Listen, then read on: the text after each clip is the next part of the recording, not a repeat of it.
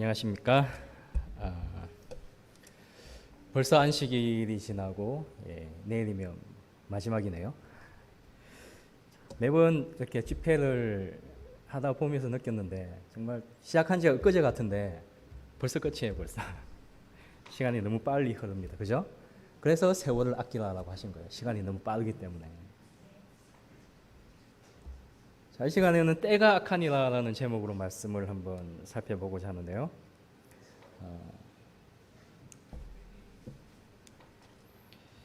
에베소서 5장 16절로 18절 말씀 보시면 세월을 아끼라 때가 악하니라. 그러므로 어리석은 자가 되지 말고 오직 주의 뜻이 무엇인가 이해하라.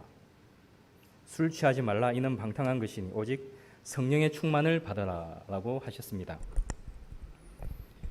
지금 때가 악합니까? 때가 악해요?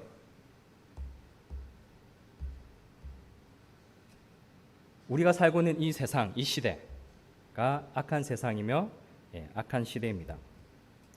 그러면 이 세상과 이 시대가 도대체 어떻길래 악하다고 하는 걸까요?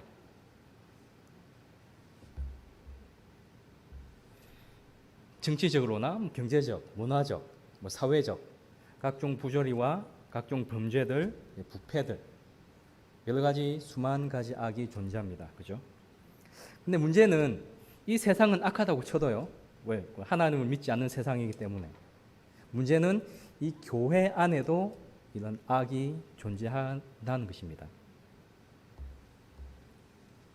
교회 내에 악이 존재합니까?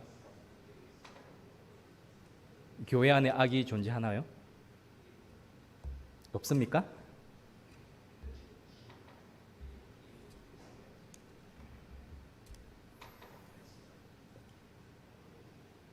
어떤 악들이 있습니까?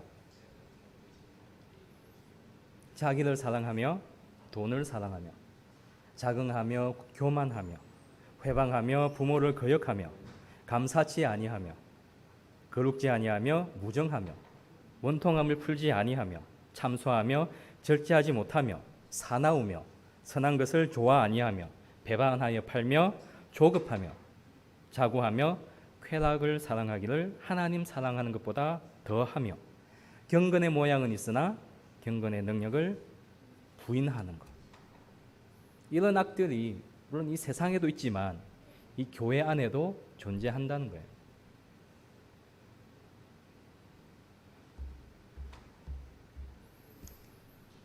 이 외에도 험담하는 거나 시기하는 거나 질투하는 것, 악한 추측하는 것, 사랑이 없는 것 등 여러 가지 악이 이 교회 내에 존재해요. 어디에요? 교회 안에. 이런 악들이 교회 안에 존재한다면 하나님이 과연 그 교회 안에 같이 계실 수 있을까요?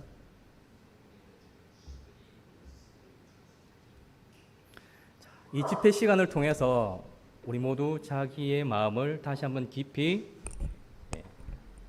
다시 한번 살펴보게 되시길 바랍니다. 혹시 이런 악들이 아직까지 우리 마음속에 있다면 빨리 버리고 회개하고 하나님께 용서를 구하게 되시길 바랍니다. 그래야만 우리가 살고 교회가 살아요. 그리스도의 교회를 가장 위태롭게 하는 것은 이 세상의 반대가 아니고 가장 무서운 재난을 일으키고 하나님의 사업의 발전을 가장 확실하게 방해하는 것은 뭐라고요? 신도들의 마음에 품은 악이다. 시기심이나 의심, 험담하는 것, 악하게 추측하는 것. 이런 것보다 영성을 약화시키는 더 확실한 방법은 없다라고 했습니다. 그래서 예수님께서는 세 계명을 주셨다고 해요. 세 계명이 뭡니까? 서로 사랑하라. 어떻게 해요? 예수님께서 우리를 사랑하신 것처럼 너희도 서로 사랑하라. 오늘날 하나님의 교회에는 뭐가 부족하다고 했습니까? 형제의 사랑이 부족하다. 형제의 사랑이. 우리 입으로는 우리는 하나님을 사랑합니다. 예수님을 사랑한다고 합니다라고 하지만 그렇게 공언하는 많은 사람들이 어떻다고요? 서로는 사랑하지 않는다는 거예요. 그것이 뭐라고 했습니까? 거짓말을 하는 거라고. 거짓말. 눈에 보이는 형제를 사랑하지 않는 사람이 어떻게 눈에 보이지 않는 하나님을 사랑하겠느냐.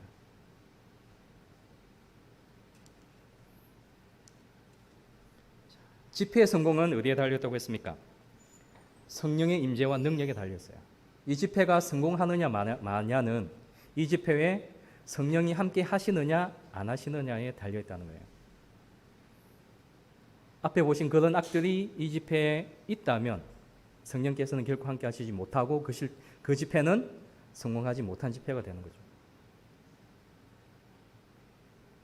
질투나 시기, 좋지 못한 추측, 험담 이런 것들은 다 사단에게 속한 것이다.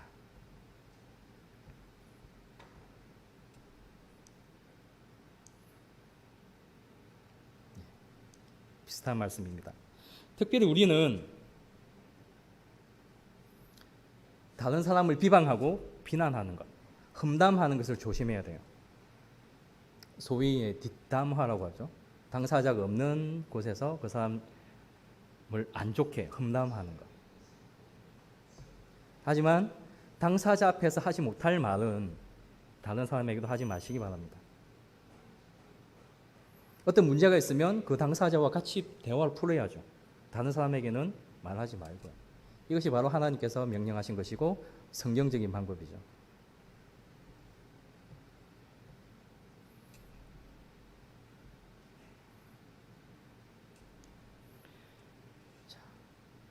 계속해서 본문의 말씀을 보시면 주의 뜻을 이해하라라고 했습니다.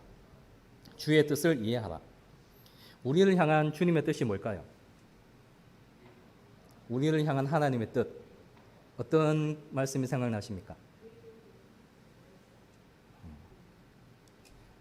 제일 먼저 생각나는 말, 제가 제일 먼저 생각했던 말은 이거예요. 범사에 감사하라.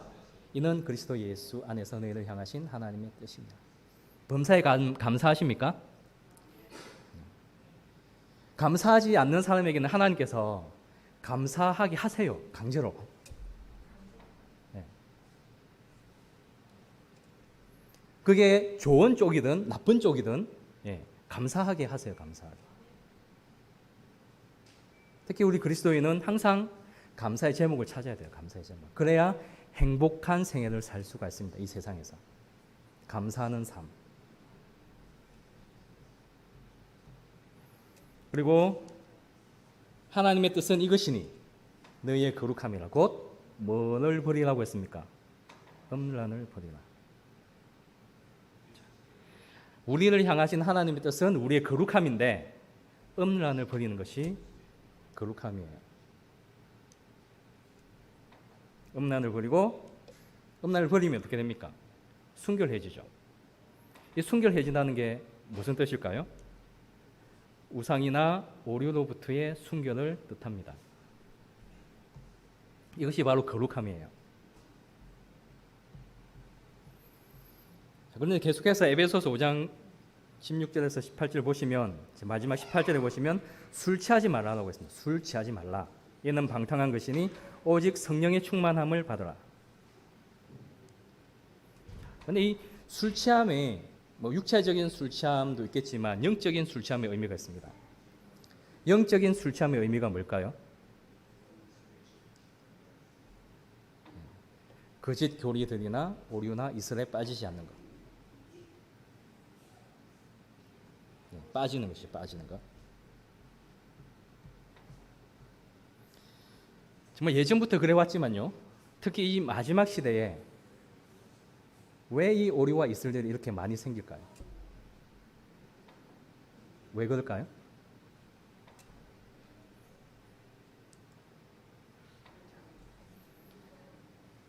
교회정은 5권 707페이지에는요.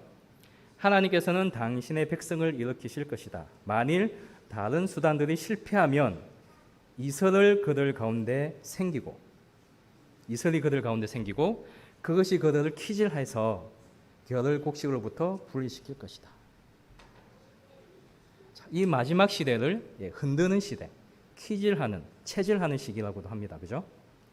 하나님께서는 이 진리의 키를 사용하셔서 진리로부터 오류를 걸러내십니다.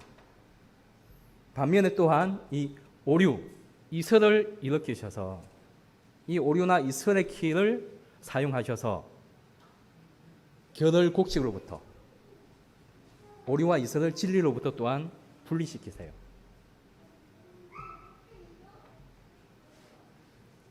자, 우리가 볼 때 이 교회 안에서요, 이 오류와 이설을 가진 사람들이 떨어져 나가는 것이 그들이 나가는 것이 아니고 진리를 보호하기 위해서 하나님께서 내보내시는 거예요.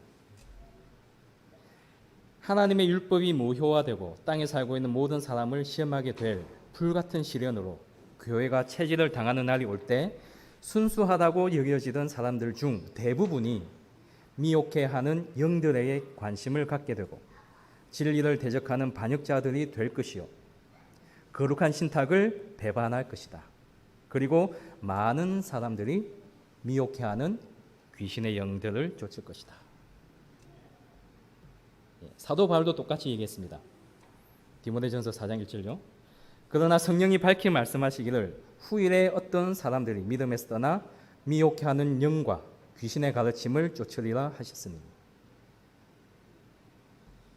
정말 두려운 말씀이지만 지금 정확히 성취되고 있는 말씀입니다. 그죠? 실제로 우리가 눈으로 지금 보고 있잖아요.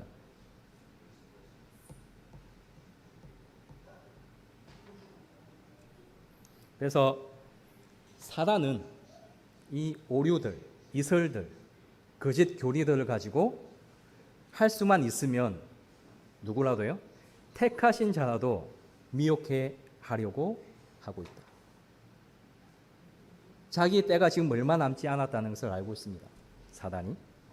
그래서 우는 사자와 같이 두루두루 다니면서 삼킬 자를 찾고 있다라고 했죠. 이 사단에게 삼켜지는 것이 바로 미혹에 빠지는 거예요. 미혹 당하는 것. 그래서 마지막 시대에 우리가 가장 조심해야 될 것 중 하나가 바로 이 미혹에 조심해야 되는 것. 그렇기 때문에 제자들이 예수님께 이 마지막 날 징조에 대해서 물었을 때 예수님께서 제일 처음 하신 말씀이 너희가 사람의 미혹을 받지 않도록 주의하라. 이 말씀을 제일 먼저 하셨어요. 제자들에게.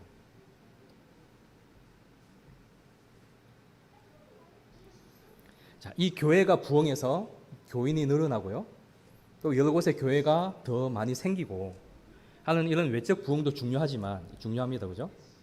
하지만 지금 이 시대에 더 중요한 것은 이 사단에게, 악한 영에게 미혹되어서 하나님의 체질에 떨어져 나가는 것에 대해서 조심해야 된다는 거예요.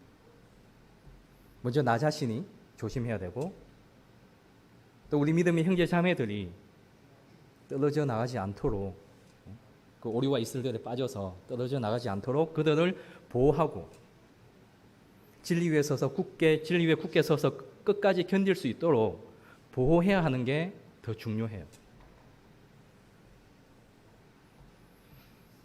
그래서 이 시간에는 이 이설과 오류들과 이 미혹에 관련해서 또 요즘 교회 내에서 또 불거지고 있는 그 논란의 소재가 되는 것에 대해서 좀 생각해 보고자 합니다. 자, 앞서 제가 교회 단톡방이 있었는데 거기서도 제가 이런 말씀들을 올렸지만 영상으로도 좀 남겨놓는 게 좋을 것 같아서 이 집회 시간을 빌려서 다 같이 생각해보고 연구해보는 시간 가지려고 합니다. 자, 먼저 이 유형적인 교회를 부인하고 이 교회에서 분리해야 된다, 독립해야 된다라고 하는 것입니다. 특별히 이 태음력 안식일 주장하시는 분들, 또 이 다섯째 천사를 주장하시는 분, 다른 분이 이런 말을 해요. 이런 외적 건물이 이런 유형적인 교회가 참 교회가 아니고 하나님을 믿는 각 개인이 교회이다. 따라서 이런 교회는 참석할 필요가 없다고 합니다. 교회에서 분리되어야 된다고 합니다. 심지어는 제가 어떤 말을 들었냐면요, 교회에 나가면 저주받는다, 구원 못 받는다라는 말까지 들었어요. 과연 정말 이 교회가 필요 없는 것일까요? 예, 개개인이 교회라는 말은 영적으로는 분명히 맞는 말씀이에요. 그죠? 하지만 그렇다고 해서 이 외형적인, 유형적인 교회가 필요 없느냐? 미래에 필요 없어질 때가 옵니다. 교회에 나가고 싶어도 못 나가는 그런 때가 와요. 그때는 개개인이 교회가 되는 거예요. 그때는. 하지만 아직은 아니라는 거죠. 아직까지는 이 유형적인 교회가 필요할 때입니다. 비록 교회 안에 악이 존재하고 있고 세상 끝날까지 그러할 것임에도 불구하고 이 종말 시대의 교회는 죄로 오염되고 부도덕하게 된 세상에 빛이 되어야 한다. 교회는 이 지상에서 예수님께서 가장 최고의 관심을 쏟으시는 유일한 대상이 바로 이 교회다.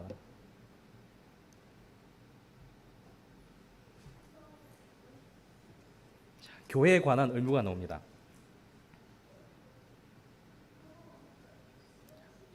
시간이 많지 않기 때문에 이런 것은 제가 또 생략을 하고요. 그래서 교회는 무엇을 위해 조직되었다고 했습니까? 봉사를 위해서 조직되었습니다. 만약에 교회에서 분리되어서 개개인이 이렇게 하면 한계가 있어요. 한계가 일하는데. 그래서 그리스도께 봉사하는 삶의 제1번은 우선 교회에 연결되는 것이다. 예수님께 그리스도께 충성하려면 뭐부터 하라고 했습니까? 먼저 교회에 대한 의무부터 충실히 완수해야 돼요. 교회에 대한 의무가 뭡니까? 네? 교회에 대한 의무가 뭘까요? 우리 신자들이 네, 많이 있습니다. 교회 출석하는 것도 그렇고요. 그리고 뭐 11금과 헌금 내는 것, 그리고 전도하고 봉사하고 교회 관리하고 뭐 하는 것, 이런 것이 다 교회에 대한 의무죠. 이런 것을 먼저 다 해야 예수님께 충성하는 것이라는 겁니다. 자, 옛날 이스라엘 가운데서와 같이 이 마지막 날들에 남은 무리 중에서도 독자적으로 움직이기를 원하며 하나님의 영의 가르침에 순복하려고 하지 않으며 충고나 권면을 들으려고 하지 않는 자들이 있을 것이다.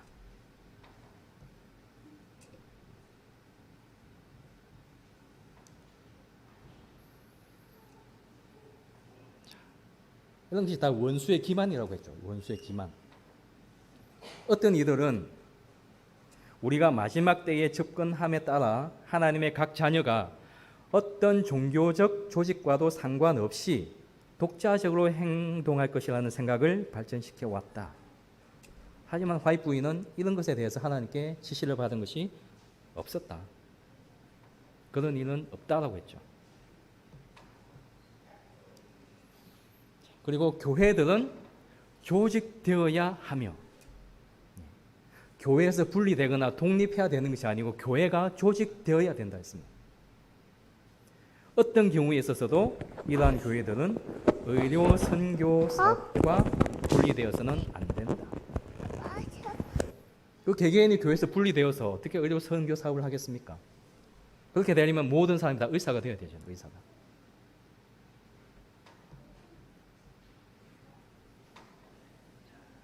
그래서 아직까지는 이런 유형적인 교회가 우리에게 필요하다라는 거예요.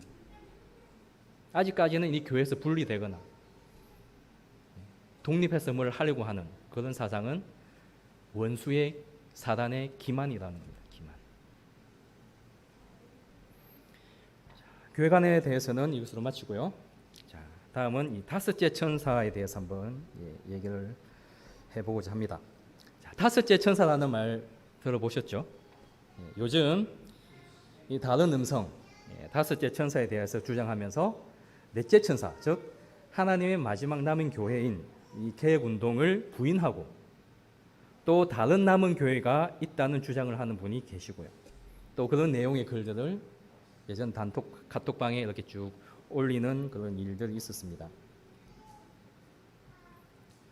자, 이 다섯째 천사라는 주장은 다음에 계시록 18장 2절이 아니고 4절입니다. 또 내가 들으니 하늘로서 다른 음성이 나서 가로되 내 백성아 거기서 나와 그의 죄에 참여하지 말고 그의 받을 재앙들을 받지 말라. 여기 다른 음성이라는 말씀이 나오고요. 그리고 살아남는 이들 400페이지 또 초기 문집에도 있습니다.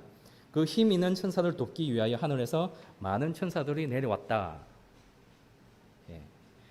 그래서 요한계시록 18장 4절과 이 연희신 말씀에 있는 다른 음성 그리고 많은 천사들 이것이 바로 다섯째 천사라고 주장을 합니다.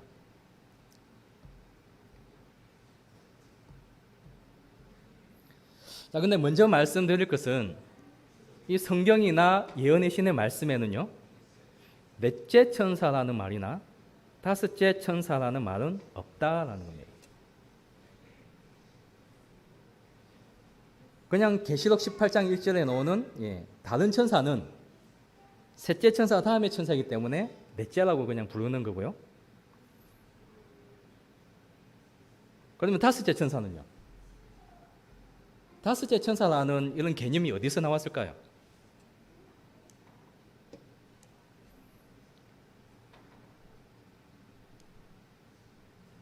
자, 우라이아 스미스가 쓴 1897년에 쓴 이 다니엘과 계시록 연구라는 책에서 이런 말이 나와요.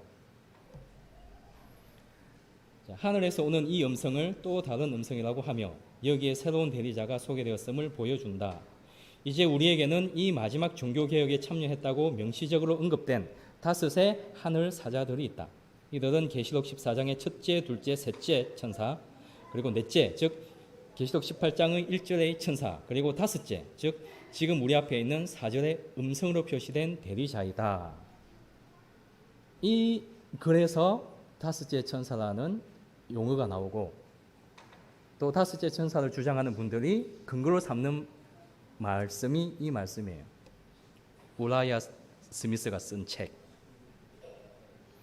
하지만 예언의 신이나 성경에는 다섯째 천사라는 말은 없고요. 그냥 다른 음성이라는 말만 있을 뿐입니다. 그래서 편의상, 순서상 넷째 천사, 다섯째 천사라고 부른다는 것을 먼저 알아두시고요.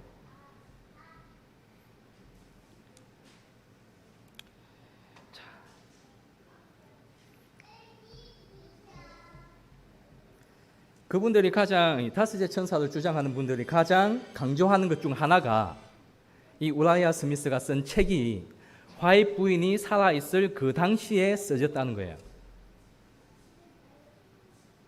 그래서 화이트 부인이 살아있을 그 당시라는 말을 그분들은 화이트 부인이 이것을 승인했다. 그렇게 이해를 하는 것 같더라고요. 만약에 다섯 대리자, 다섯 사자 이런 말이 틀린 말이라면 왜 화이트 부인이 가만히 있었느냐?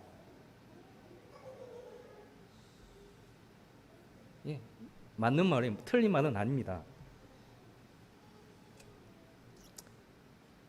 분명히 성경과 예언의 말씀에도 다른 음성 그리고 그 천사를 돕기 위해 내려온 많은 천사들이 내려왔다라는 말씀이 있어요. 하지만 이 시간 살펴보고자 하는 것은 그분들의 주장의 어떤 부분이 말씀과 맞지 않느냐, 좀 틀렸는가 하는 그것을 알아보고자 하는 겁니다. 갈 길은 멀고 시간은 짧은데요. 잘 따라오시기 바랍니다. 자, 먼저 우리는 이 넷째 천사가 와야만 했던 이유를 먼저 알아야 돼요. 넷째 천사가 왜 내려와야만 했습니까? 넷째 천사가 내려온 이유가 뭐죠? 다들 아시다시피 셋째 천사가 힘을 잃어서 셋째 천사를 돕기 위해서 넷째 천사가 내려왔다고 다들 알고 계실 겁니다. 그죠? 여기에서 우리는 이 셋째 천사가 어떻게 힘을 잃게 되었는지, 하나님께서는 왜 그 촛대를 셋째 천사에서 넷째 천사로 옮겼는지를 이해하셔야 되는데, 이것과 관련해서는 이 1888년 역사를 연구해 보시기 바라고요. 자, 다음부터는 이 힘을 잃어버린 셋째 천사를 돕기 위해서 넷째 천사가 내려왔는데, 이 넷째 천사가 바로 개혁 운동이다. 그렇게 알고 계시고 또 저는 그렇게 가르치고 있습니다. 그죠? 그러면 이 화이트 부인이 이 예언의 신에서 언급한 많은 천사들, 그분들이 주장하는 다섯째 천사는 왜 내려왔다고 했습니까? 이 많은 천사들이 내려온 이유가 뭐죠?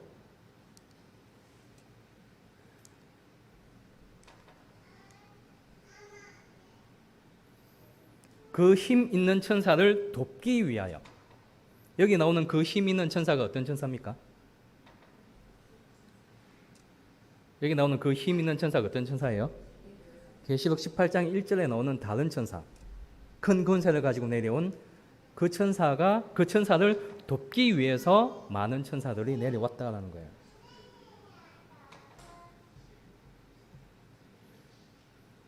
그리고 이 말씀에서 화이트 부인은 내 백성아 거기서 나와 그의 죄에 참여하지 말고 그의 받을 재앙들을 받지 말라. 그 죄는 하늘에 사무쳤으며 하나님은 그의 불의한 일을 기억하신지라는 소리를 들었다라고 했습니다. 많은 천사들이 내려온 것을 보았고요. 이런 소리를 들었다라고 했어요. 그런데 이 소리는 화이트 부인이 들은 소리는 누구의 소리일까요? 누구? 이 많은 천사들의 소리일까요? 자, 이 글에서 화이트 부인은 직접적으로 이 천사가 이 낸 소리라고는 하지 않았어요. 그저 많은 천사들이 내려온 것을 보았고 또 여러 곳에서 소리를 들었다라고만 표현을 했습니다. 그래서 이쪽 관점에서 해석하면 이 많은 천사가 내려왔으니까 이 천사가 낸 소리다라고 해석할 수도 있고요. 또 다른 관점에서 이해를 하면 이 천사와 이 소리는 아무 관련이 없고 다른 소리라고도 이해를 할 수가 있다는 거예요.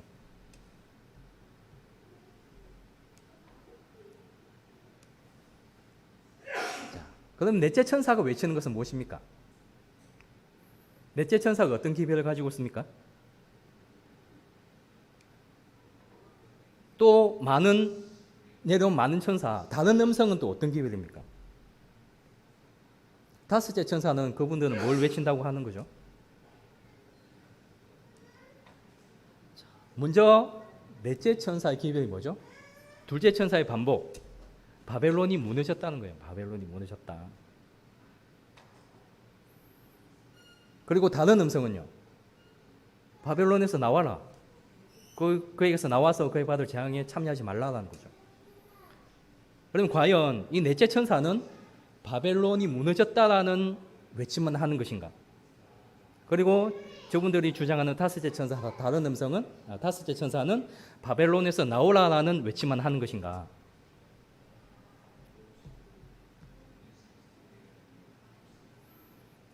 넷째 천사가 바벨론이 무너졌습니다라고 외치면서 무너졌습니다. 무너졌는데 그냥 그대로 계십시오. 이럴까요? 또 다섯째 천사도 그냥 아무 이유 없이 아무 설명도 없이 그냥 바벨론에서 나오십시오. 이렇게 할까요? 결론부터 말씀드리면 넷째 천사는 바벨론이 무너졌다. 무너졌으니까 거기서 나오라라는 같이 외치고요. 다섯째 천사도 바벨론이 무너졌으니까 거기서 나오라는 똑같은 외침을 하는 거예요.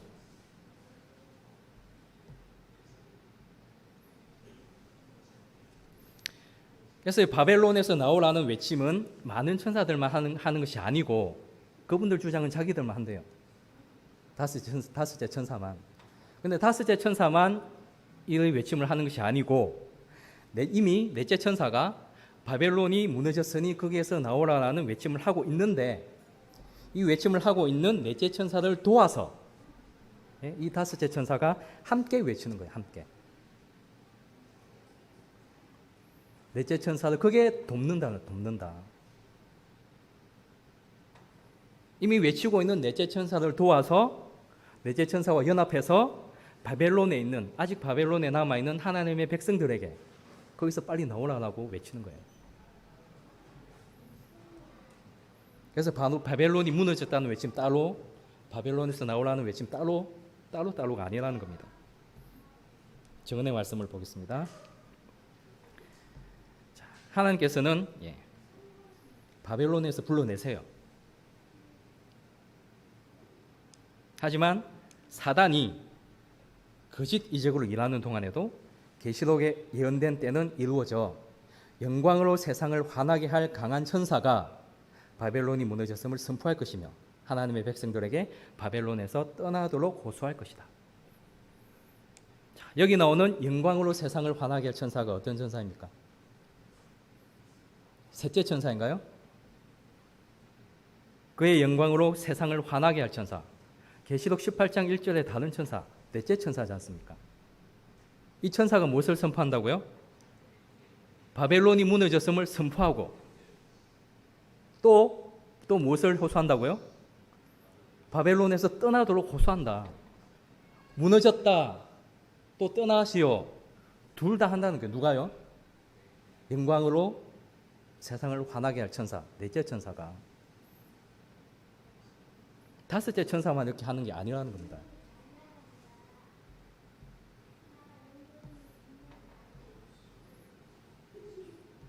다섯째 천사가 다른 많은 천사가 내려오기 전에 이미 넷째 천사가 이미 외치고 있다는 거예요.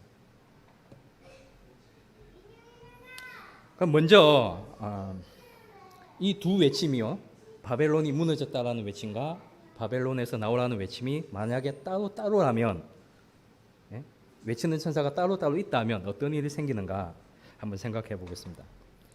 자, 먼저 이 넷째 천사는 바벨론이 무너졌다는 외침만 한다고 가정해 보겠습니다. 자, 이 다섯째 천사를 주장하는 분이 하시는 말씀은 넷째 천사는 이미 바벨론이 되었다는 거예요. 자, 그렇게 되면 넷째 천사는 바벨론이 무너졌다는 외침을 하다가 자기 자신이 바벨론이 되는 거죠. 그리고 자신이 바벨론이 된 상태에서도 불구하고 그것을 모르고 바벨론이 무너졌다고 계속 외치고만 있는 겁니다. 그래서 이미 바벨론이 된 넷째 천사에서 분리하여 나온 자기들, 다섯째 천사들, 이 바벨론이 된 넷째 천사를 포함한 이 세상에다가 바벨론에서 나오라고 하는 것이다라고 주장을 하고 있는 거예요.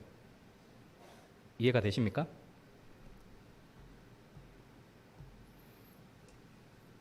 그런데 이 말씀에는 이 많은 천사들이 아까도 말씀드렸지만 넷째 천사를, 힘 있는 천사를 돕기 위해서 내려왔다. 돕기 위해서. 이 돕기 위해, 돕는다라는 말의 뜻을 자세히 생각해 보시면서 말씀을 들어보시기 바랍니다. 자, 그러면 이 다섯째 천사를 주장하는 분의 말대로라면 넷째 천사가 이미 바벨론이 되었어요. 그죠? 근데 이미 바벨론이 되어버렸는데 뭘 돕는다는 걸까요? 뭘 도울까요? 뭘 도우러 내려왔을까요? 이미 바벨론이 되어버렸는데. 그렇게 되면 이 다섯째 천사, 많은 천사는 이 바벨론을 돕기 위해서 내려온 것이 됩니다. 바벨론을 돕기 위해서. 이미 바벨론이 되어버린 넷째 천사를 도와서 바벨론에서 나오라는 외침을 한다? 좀 이상하지 않습니까?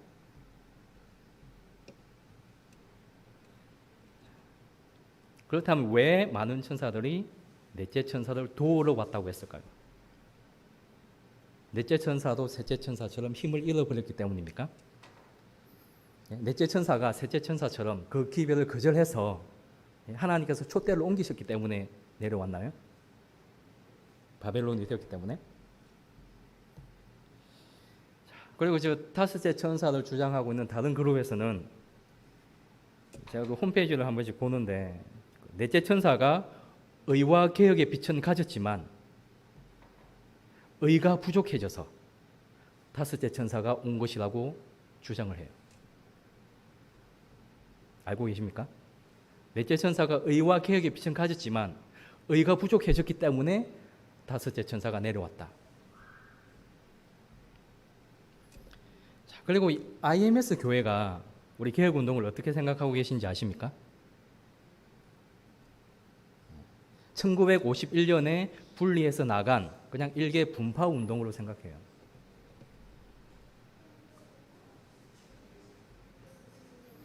지금 다섯째 천사를 주장하고 있는 그 그룹, 거의 모든 분들이 바로 이 IMS에서 나온 분들이죠.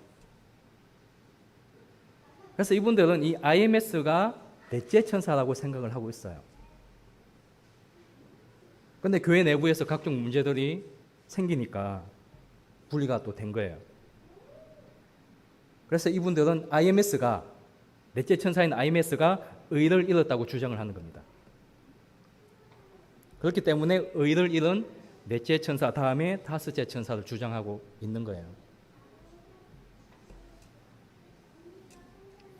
하지만 이것은 처음부터 잘못된 생각, 잘못된 아이디어에서 발생된 겁니다. 어제 김동중 목사님께서 이렇게 말씀하신 것처럼 첫 단추가 잘못 끼워졌어요. 첫 단추가. 어떤 단추가 잘못 끼워졌을까요? 바로 IMS가 넷째 천사라고 생각하는 것.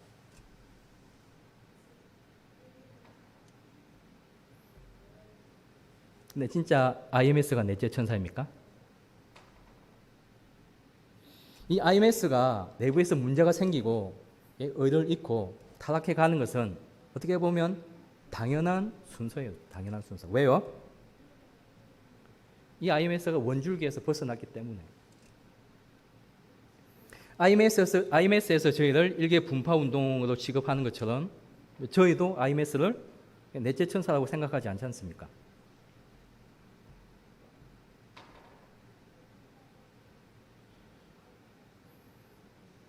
그래서 넷째 천사가 아닌 IMS가 의를 잃었기 때문에 거기에서 분리되어 나온 자신들이 다섯째 천사라고 하는 것은 말씀에도 전혀 맞지 않는다고 생각을 하는 거죠. 우리가. 인간의 생각, 인간의 이론일 뿐이라는 것입니다. 셋째 천사와 넷째 천사의 관계와 넷째 천사와 다섯째 천사의 관계는 전혀 다른 문제예요. 이 성경 말씀과 예언이신 말씀 중에서 도대체 어느 부분에서 이 넷째 천사가 의를 잃었다는 부분이 있습니까? 어느 부분에서 이 넷째 천사가 의가 부족해졌다는 말씀이 있냐고요. 증언의 말씀을 보겠습니다. 계시록 18장의 예언은 곧 성취될 것이다. 셋째 천사의 기별이 전해지고 있는 동안에 또 다른 천사가 큰 권세를 가지고 하늘에서 내려올 것이다. 땅은 그의 영광으로 환하여질 것이다. 헌신한 인간 도구들을 주의 영이 매우 은혜스럽게 축복할 것이므로 물이 바다를 덮음같이 그분의 탁월한 영광으로 땅에는 하나님을 아는 지식이 가득하게 될 것이다. 이 말씀에는 이 넷째 천사는 큰 권세를 가지고 왔으며 그 영광으로 땅이 환하여진다고 했습니다. 힘을 잃는 것도 아니고요. 의를 잃는 것도 아니고요. 기별을 거절한 것도 아니에요. 하나님께서 그 촛대를 또 다른 데로 옮기시지도 않으셨어요.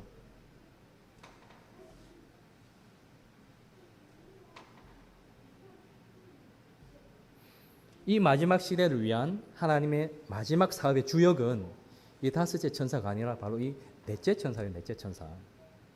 이 넷째 천사가 주역이고 마지막 남은 물이 남은 교회입니다. 그렇다고 해서 제가 이 다른 음성이나 이 힘센 천사를 돕기 위해서 내려온 많은 천사 그 존재 자체를 부정하는 것은 아니에요. 분명히 말씀이 존재합니다. 제가 드리고 싶은 말씀은 나중에 다시 말씀드리겠지만 이 말씀의 적용이 잘못되었다는 거예요. 적용이. 그 말씀을 잘못 적용하고 있다는 거예요.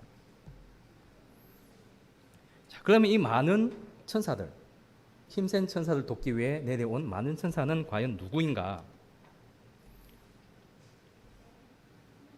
누가 이 넷째 천사를 도와서 바벨론에서 나오라는 마지막 기별을 전하는 많은 천사들의 정체인가? 어느 분의 말처럼 이 교단이나 교파와는 전혀 관계없는 그냥 일개 개인 작업 선교사들일까요?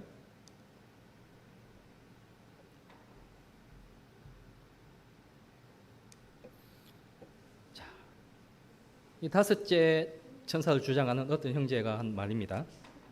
다섯 번째로 내려온 많은 천사들은 대총회나 중소형 종교 단체들이 아닙니다. 단수로 내려왔다면 가시적으로 SDA 대총회나 개혁운동 대총회 같은 방식으로 나타나야 하는 것입니다. 그런데 단수의 천사가 아니라 많은 천사들인 것입니다. 즉 다섯 번째로 내려온 많은 천사들의 정체는 개인 작업 선교인들입니다. 라고 주장을 해요.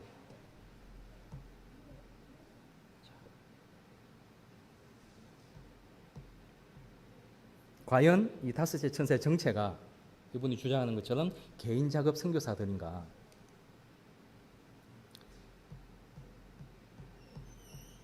자, 살아남는 이들 401페이지 보겠습니다. 이분이 이 말씀을 많이 인용을 하세요. 살아남는 이들과 초기 문지. 이 말씀을 보시면 주를 사모하고 그의 모든 계명을 지키는 자들과 함께 생명을 택하였다. 그리고 그 이전 단체로부터 나오게 되었다. 하나님께서 그 일에 함께 하시자 모든 성도들은 결과는 어찌 되든 두려워하지 않고 다 각기 저의 양심의 호소에 따라서 하나님의 계명을 지키는 모든 사람들과 연합하여 힘있게 셋째 천사의 기별을 외쳤다.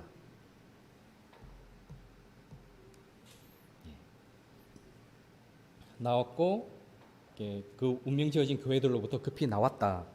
이런 내용입니다. 자기가 있던 단체에서 나온 무리가 있어요. 제가 가만히 말씀 연구해 보니까 이 말씀에서 이 넷째 천사를 돕기 위해서 내려와서 넷째 천사와 연합하여서 함께 외치는 무리가 있음을 알 수가 있었어요. 여러분 보셨습니까? 바벨론에서 나와 기존의 하나님의 계명을 지키고 있던 백성들과 연합하여 기별을 외치는 무리입니다. 즉 넷째 천사의 기별의 외침과 호소를 받아들여서 기존에 속해 있던 바벨론에서 나온 무리예요. 그래서 다섯째 천사, 이 많은 천사들의 정체는 이 교단이나 교파와는 관계없는 이런 개인 자급 선교사가 아니고 바로 이 넷째 천사의 기별을 듣고 자기가 속해 있던 바벨론에서 나와서 넷째 천사를 도와서 넷째 천사와 연합해서 다시 바벨론을 향해 외치는 하나님의 백성들을 연한 것입니다.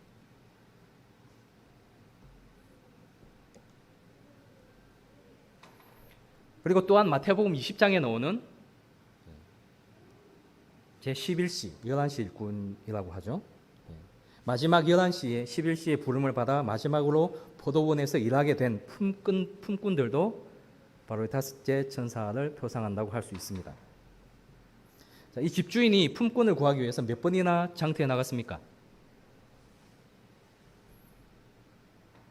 이른 아침, 제3시, 제6시, 제9시, 마지막으로 제11시 5번 나갔습니다. 5번.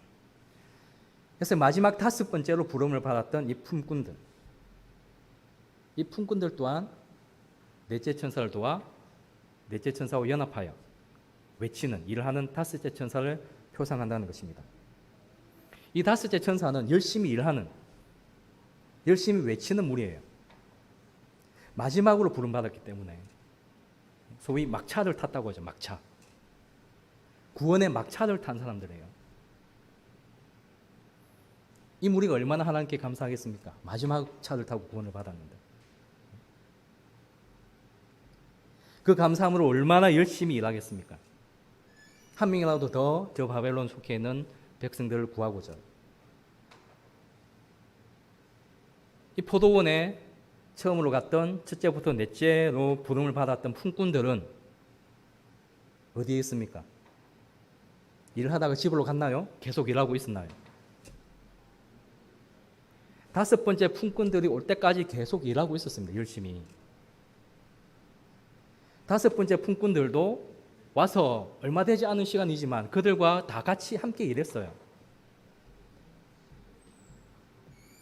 하지만 자신들이 다섯째 천사라고 주장하는 분들은 자기 자신들이 11시 일꾼이라고 설명을 하는데 자신들만 마지막 불러내는 사업을 한다고 합니다. 그렇게 되면 이 말씀과도 맞지가 않죠. 그래서 많은 천사들은 이 힘 있는 천사를 돕기 위해서 내려왔다고 하는 겁니다. 돕기 위해서. 도와서 같이 일을 하고자.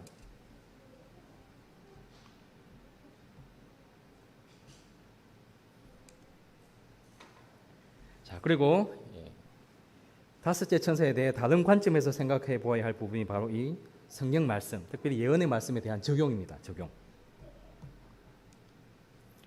자, 성경의 말씀은 모두 참되지만 사람들이 성경 말씀을 잘못 적용할 때에 그릇된 결론에 도달하게 된다.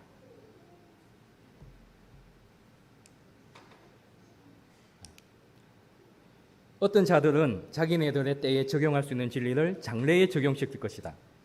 과거에 벌써 성취된 예언들 가운데 있는 사건들을 미래에 있을 것으로 해석하므로 이런 이론들로 말미암아 어떤 사람들의 신앙이 서서히 약화되었다. 자, 위에 말씀에도 있듯이 우리가 성경을 연구할 때요, 특별히 이 예언의 말씀을 해석하고 연구할 때는 특별히 그 시기를 잘 적용을 해야 돼요. 시기를. 미래에 대한 예언을 현재에 또는 과거에 적용시키거나, 또 과거에 이미 이루어진 예언을 현재나 미래에 적용시키면 안 되겠죠.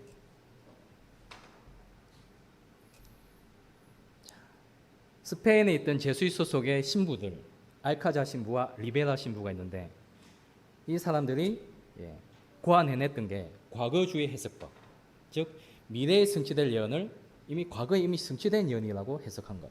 그리고 리베라는 미래주의 해석법, 과거에 이미 성취되었던 것을 미래에 성취될 것이다 라고 해석한 것.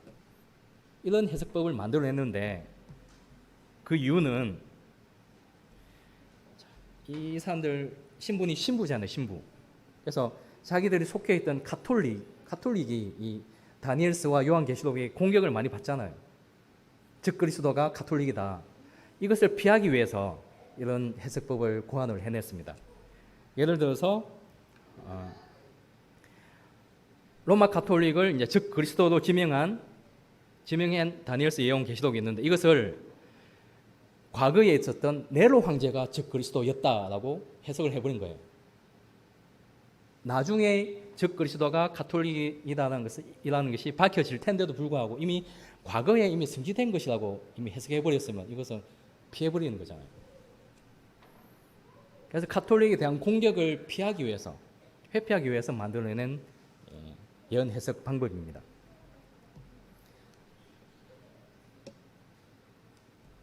자, 그러면 이 첫째부터 다섯째 천사에 관한 예언은 이미 성취된 예언일까요?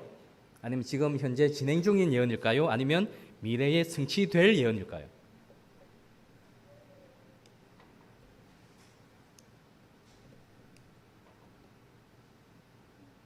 어떻게 생각하십니까? 첫째 천사에 대한 예언 이미 성취되었고 시작되었습니다. 그죠? 언제요?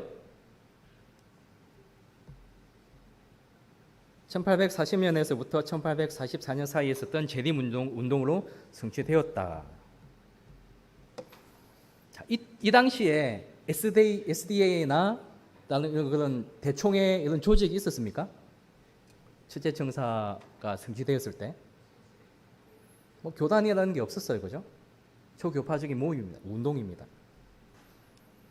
둘째 천사는요, 이미 시작되었지만 아직 완전히 성취되지는 않았다라고 했습니다. 요한계시록 14장 8절의 완전한 성취는 아직 장래에 속한 일이다. 그래서 둘째 천사는 이미 시작되었지만 아직 완전히 성취되지는 않은 예언이고요. 셋째 천사는요, 셋째 천사도 이미 시작되었죠. 언제요? 1844년 10월 22일 예수님께서 하늘 성소에서 지성소로 들어가셨을 때 세 번째 기별을 가진 힘센 천사를 세상에 보내셨다. 셋째 천사도 이미 시작이 되었습니다. 1844년 10월 20일 이때도 아직 SDA 대총회 조직이 아직 안 됐어요. 교단이 없었을 당시입니다. SDA가 언제 조직이 되었죠? 1867년, 63년.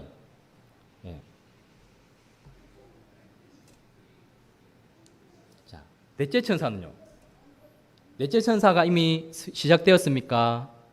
앞으로 시작될 겁니까? 언제 시작되었습니까? 넷째 천사는? 셋째 천사의 큰 외침 이미 시작되었다. 이것은 온 땅을 영광으로 환하게 할 천사의 빛의 시작이다. 넷째 천사가 이미 시작되었어요. 언제요? 1888년. 이때 비로소 SDA 대총회가 있었던 때예요. 넷째 천사가 시작될 때가. 그래서 첫째부터 넷째 천사까지 예언은 과거에 이미 시작되었고요. 아직 진행 중이고 또한 미래에 완전히 성취될 예언입니다. 여기서 잠깐 살펴볼 것은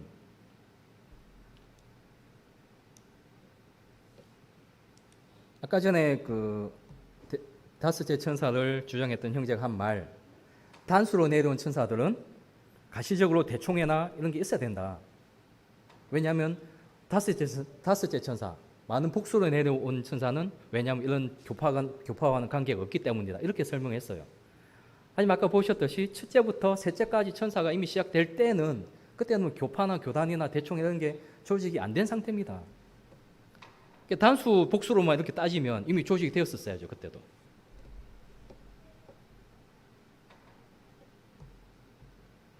그래서 천사의 수로 단수로 왔는가 복수로 왔는가는 이 대총회의 유무와는 전혀 관계가 없는 말이라는 거예요. 자, 다시 넘어가겠습니다. 자, 첫째부터 넷째 천사는 과거에 이미 시작된 예언이라고 했습니다. 그렇죠? 그러면 계시록 18장 4절 이 다른 음성에 관한 예언은 이미 이루어진 예언일까요?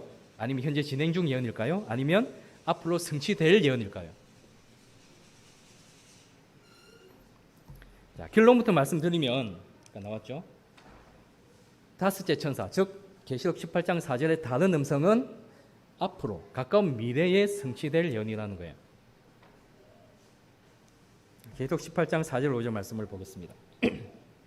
자, 시간이 좀 지났는데 빨리 진행하겠습니다.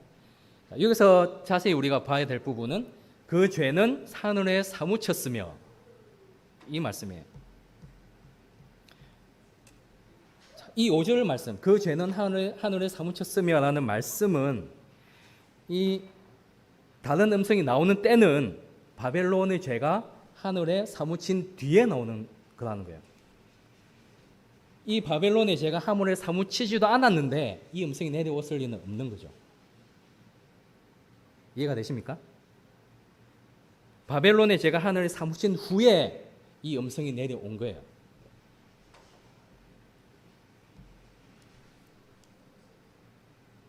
이 예언에서 알려주는 시대에 바벨론에 대하여 다음과 같이 기록되어 있다. 그 죄는 하늘에 사무쳤으며 하나님은 그의 불의한 일을 기억하신지라. 바벨론의 죄는 차고 넘쳐 있으며 그의 멸망의 시기는 절박해 왔다.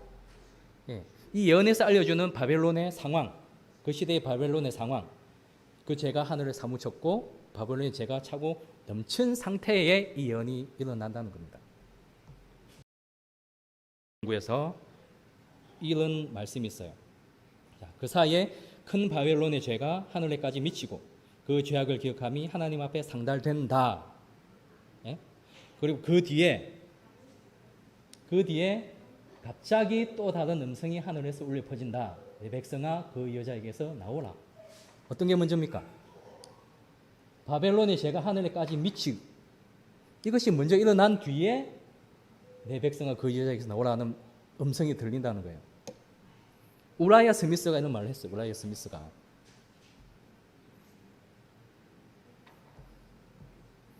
첫 부분에서 제가 이 다섯째 천사를 주장하는 분들이 제일 그 근거로 삼는 말이 이 우라이아 스미스의 다니엘 계시록 연구라고 했는데 그 말씀 조금 뒤에 이 말씀이 있어요. 이 말씀이 다섯째라는 용어 다음에. 하지만 그분들은 그 다섯째라는 단어가 나온 그 부분만 사용을 한다는 그 부분만. 여기 봐라. 이 다섯째 천사 다섯째라는 말이 있지 않느냐. 하지만 조금 뒤에 이런 말씀이 있다는 것을 왜 모를까요? 화이트분이 왜 아무 언급을 안 했냐? 아무 문제가 없었기 때문에. 아무 문제가. 그 용어 자체에는 아무 문제가 없어요. 그 시기의 적용에 대해서도 아무런 문제가 없어요. 자, 그러면 다른 음성은 언제 시작되는가? 자, 좀 전에 그 바벨론이 죄가 하늘에 사무친 후라고 했습니다. 그러면 언제 바벨론의 죄가 하늘에 사무치는가? 언제 바벨론의 죄가 차고 넘치는가? 말씀을 보겠습니다. 자, 둘째 천사의 기별에 대해서 쭉 나오고요. 무너졌도다 큰 성 바벨론이 이어 모든 나라를 그 음행으로 인하여 진노의 포도주를 먹이던 자로다 하릴 만큼은 아직 되지는 않았다. 그 당시에요. 그러나 그들의 배교는 아직 절정에 달해 있지 않다. 그러한 상태가 이루어지고 모든 그리스도 교국의 각 교회들이 세상과 완전히 연합할 때 바벨론의 타락은 절정에 이를 것이다. 언제요? 모든 그리스도 교국의 각 교회들이 세상과 완전히 연합할 때.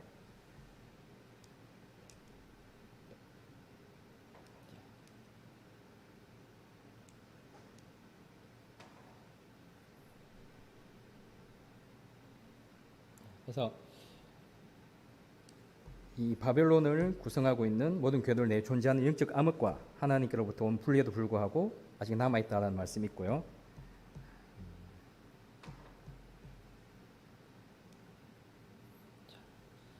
진리를 믿지 않고 불의를 좋아하는 모든 자들이 속임을 받아 그 짓을 믿도록 방임되어 있을 때 바벨론 가운데 있는 하나님의 모든 자녀들은 내 백성아 거기서 나오라는 호소에 유의하게 될 것이다. 모든 나라를 그 음행으로 인하여 진노의 포도주를 먹이던 자로다.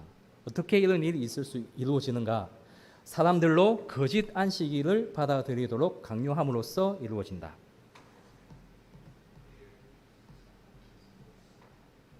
이 진노의 포도주는 거짓 교리들, 이슬과 사람의 계명을 본을 삼아 가르친 많은 오류라고 했고요. 자, 영문시조 1893년 6월 12일자입니다. 언제 바벨론의 죄가 하늘에 사무치는가? 그때는 바로 하나님의 율법이 세상의 법으로 말미암아 폐하여지는 때이다. 와이프는 이것을 1893년도에 썼고요. 우라이아 스미스는 1897년, 4년 더 뒤에 썼어요.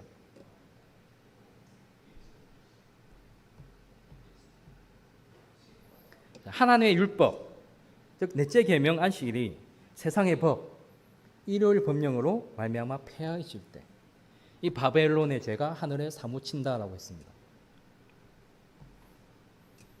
이 바벨론의 죄가 하늘에 사무친 뒤에 하늘로서 내려오는 음성이 내 백성아 그에게서 나오라 라는 다른 음성이라는 거예요.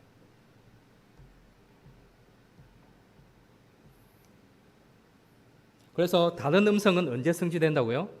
가까운 미래에 성취될 예언, 아직 성취되지 않은 예언입니다. 바벨론의 죄가 하늘을 사무친 후니까요. 그래서 자기들이 나는 다스의 천사라고 주장하면서 나는 지금 다스의 천사 일을 하고 있다고 주장하는 것은 아직 그 시기 적용이 잘못되었다는 거죠. 물론 현재에도 넷째 천사가 바벨론이 무너졌다라는 기별과 거기서 나오라는 외침을 하고 있기는 있어요. 그 외침을 듣고 바벨론에서 나오고 있는 사람들도 있습니다. 하지만 아직 여전히 많은 사람들이 바벨론의 진정한 속성을 모르고 정체를 아직도 모르고 아직 존재해 있습니다. 바벨론 안에. 따라서 이 계시록 18장 4절의 다른 음성, 즉 내 백성아 거기서 나와 그의 죄에 참여하지 말고 그의 받을 재앙들을 받지 말라라고 하는 기별은 바벨론의 죄가 하늘에까지 사무치게 된 후 아직도 바벨론 가운데 남아있는 하나님의 백성을 향하여 외치는 기별인 겁니다. 자, 제가 성경상 예언은 그 시기를 잘 적용해야 된다고 했죠. 왜냐하면 말씀을 잘못 적용하면 잘못된 결론에 도달하기 때문에 첫 단추가 잘못 끼워지면 마지막 단추까지 잘못 끼워지기 때문에 매번 말씀드리지만 이 오류와 이슬은 성경 말씀이나 예언의 신의 말씀 중에 어느 한 부분, 그 한 부분만을 취해서 인용하고 사용할 때 만들어져요. 그래서 우리가 말씀을 볼 때는 전체적으로 포괄적으로 앞뒤 문맥을 다 함께 다 파악을 잘 해야 된다는 겁니다. 자, 마지막으로 시간이 많이 지났지만 죄송합니다. 마지막으로 이 다른 음성과 밤중 소리에 대해서 한번 살펴보겠습니다. 자, 다른 음성은 잘 아시듯이 계시록 18장 4절로 20절까지예요. 아주 긴 말씀입니다. 근데 우리가 잘 알고 있는 말씀은 4절 5절이죠. 밤중 소리는 마태복음 25년 6절에 나오는 밤중에 소리가 나되 보라 신랑이로다 맞으러 나오라. 과연 이 다른 음성과 밤중 소리는 어떤 관계가 있을까요? 자, 넷째 천사의 외침은 둘째 천사의 반복이라고 했습니다. 둘째 천사에 의해 주어진 바와 같이 바벨론이 무너졌다는 기별은 1844년 후로 교회에 들어온 그 부패에 대한 경고와 함께 반복되었다. 그래서 둘째 천사의 기별도 바벨론이 무너졌다는 거고 넷째 천사의 기별도 바벨론이 무너졌다는 거죠. 그래서 둘째 천사의 기별에 연합했던 이 밤중 소리와 마찬가지로 이 다른 음성 다섯째 천사도 이 넷째 천사의 주가 된 겁니다. 주가 된 거. 말씀에도 있죠. 밤중 소리가 1844년에 둘째 천사의 기별에 연합했듯이 셋째 천사의 기별에 추가된 것처럼 보였다. 다른 남은 무리, 다른 남은 교회가 있는 것이 아니고 단지 기별이 추가되었다는 거예요. 추가라는 단어의 뜻이 뭡니까? 원래 있던 것에 더해지는 거예요. 원래 있던 것이 없어지는 것이 아니고.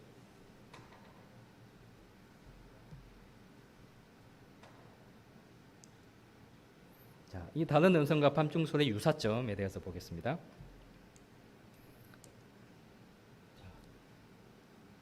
둘째 천사 외침에 따라붙은 밤중 소리와 넷째 천사 뒤에 나온 다른 음성이 어떤 유사한 점이 있을까? 잘 보십시오. 자, 천사들이 외치는 소리를 들었다고 했고 하늘에서 천사들이 보내졌다고 했어요. 이게 밤중 소리입니다. 다른 음성은요. 역시 많은 천사들이 내려왔어요. 또 소리를 들었어요. 어느 부분이 비슷하다고요? 그것을 돕기 위한 천사들이 내려왔습니다. 와이프인이 외치는 소리를 들었어요. 그렇다면 여기서 생각해 봐야 될 점은 첫째, 누가 외쳤는가? 이 밤중 소리는 둘째 천사와 전혀 다른 무리들, 전혀 관계가 없는 무리들이 외친 것일까요? 1844년 그 당시에 첫 실망을 했던 그 첫 실망을 경험했던 그 무리와는 전혀 다른 무리가 이 밤중 소리를 외쳤나요?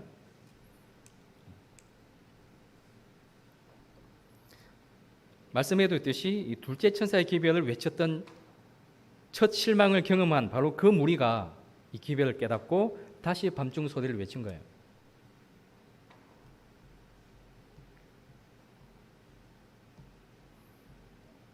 이때 천사들이 보내졌다. 천사들이 보내졌다. 다른 음성도 마찬가지입니다. 앞에서 보셨듯이 다른 음성도 넷째 천사와는 전혀 다른 무리들이 아니고 전혀 다른 무리들이 외치는 것이 아니고 넷째 천사가 먼저 외치고 그 외침을 들은 바벨론에서 나온 무리가 함께 외치는 거예요. 자, 만약에 다섯째 천사를 주장하시는 분들 말처럼 다른 음성이 다섯째 천사라면 그럼 밤중 소리는 몇째 천사가 됩니까? 넷째 다음에 내려온 만천사가 다섯째 천사라면 둘째 다음에 그 둘째를 돕기 위해서 내려온 밤중 소리의 천사는 몇째 천사가 되어야 됩니까? 이 천사가 셋째 천사가 돼요. 순서상으로는. 하지만 둘째 천사를 돕기 위해 내려온 천사는 셋째 천사가 아니죠. 마찬가지로 넷째 천사를 돕기 위해 내려온 만천사는 엄밀히 얘기하면 다섯째 천사가 아니라는 거예요. 밤중 소리는 둘째 천사의 기별에 더해진 연합한 기별이고 다른 음성은 다섯째 천사가 아니라 넷째 천사의 기별에 돕기 위해서 그에 추가된 기별이라는 기별.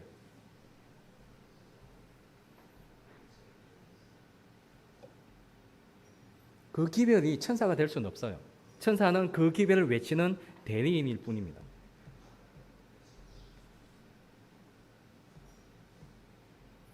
그래서 첫째니 둘째니 셋째니 순서상의 용어는 아무 의미가 없는 거예요.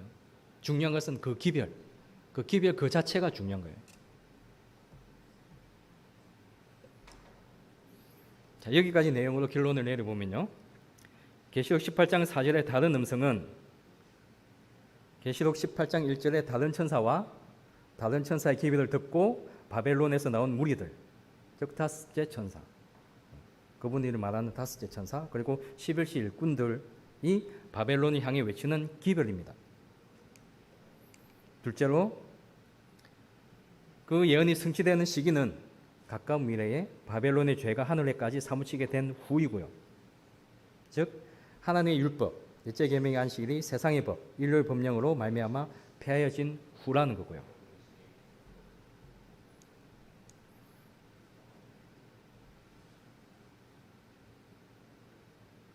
따라서 지금 현재 자신들이 다섯째 천사다, 다른 음성이다라고 주장하는 것은 그 예언의 시기를 잘못 적용한 것이며 말씀과는 맞지 않다라고 결론을 지을 수 있으리라고 생각을 합니다. 마지막으로 예언의 신 몇 말씀 읽고 마치도록 하겠습니다. 하늘의 여호와 하나님으로 말미암아 진리의 모든 요점들이 차례로 확립되었다. 그때의 진리였던 것은 오늘날에도 진리다. 그러나 이것은 진리다. 나는 새 빛을 받았다는 음성은 아직도 그치지 않고 들려오고 있다. 예언적인 문제에 따르는 새로운 빛들이란 말씀을 잘못 적용하는 일과 하나님의 백성들을 마치 닻이 없어 표류하는 배처럼 부동시키는 일을 함으로써 그 정체를 드러내고 있다.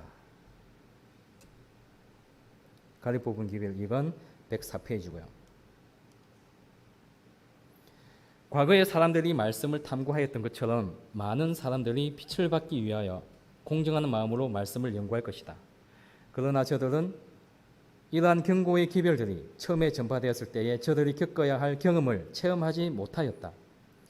과거에 이러한 경험을 맛보지 못함으로 인해서 어떤 자들은 지금껏 우리들에게 이정표 구실을 해주고 우리들을 오늘날의 특이한 백성으로 만들어준 진리의 가치를 인식하지 못한다. 저들은 성경을 올바로 적용하지 못함으로써 바르지 못한 이론들을 구상해낸다. 저들이 성경 절들을 많이 인용하며 참된 것을 많이 가르치고 있는 것은 사실이지만 진리가 오류와 혼합되어 있으므로 의뢰의 그릇된 결론에 이르게 된다. 저들은 저들이 주장하는 이론 가운데 성경 절들을 엮어 넣을 수 있다고 해서 저들이 똑바른 진리의 고리줄을 가지고 있는 줄로 생각한다. 기별의 초기에 있었던 경험을 맛보지 않은 자들은 오류에 속한 이론들을 받아들이게 되며 거짓된 길로 인도되고 전진하는 대신에 후퇴하기에 이르게 될 것이다. 바로 이것이 원수의 계략이다.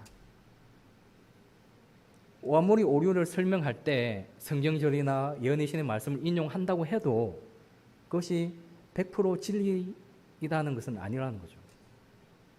99%가 진리이고 1%가 오류라고 해도 그것은 오류입니다. 진리 99%, 1% 오류가 아니고 100% 오류예요.